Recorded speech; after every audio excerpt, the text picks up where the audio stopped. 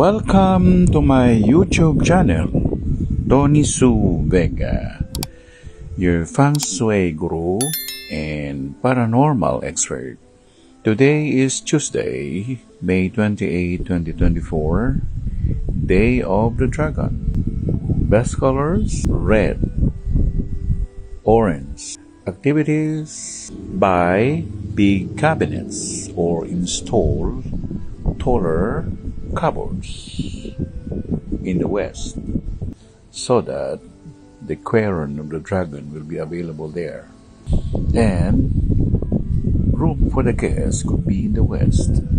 For the couple, the husband and wife, or the master's bedroom, that should be in the west.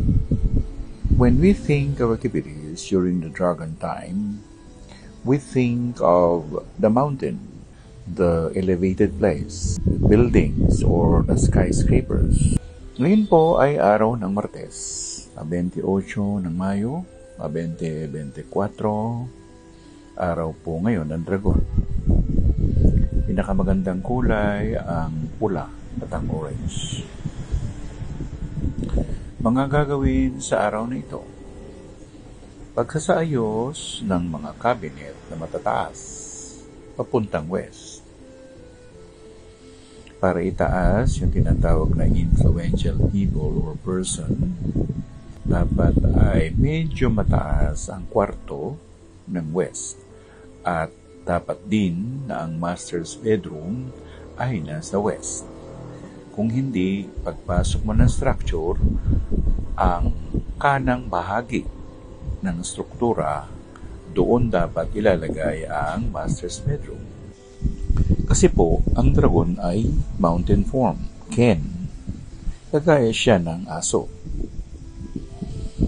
Ang ipinagkaiba lamang nila, ang quern ng dog o ang influential person ng dog born ay nasa east.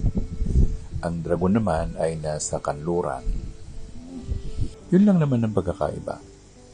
O minsan sa pagkaugali, ang dragon, luxurious, mabongga siya. Ang dog ay medyo mayroong acts of timidry, o doon lang siya sa simple.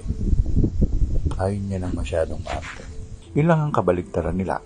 Pero minsan, may mga dragon na ipinanganak ng Libra ay halos kaugali ng dog. Yung dog naman na ipinanganak ng Aries ay halos kaugali ng dragon.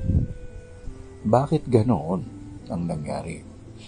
Kasi po, mayroong buwan, at ang buwan ng Aries ay buwan ng dragon. Samantalang ang buwan ng Libra ay buwan ng dog.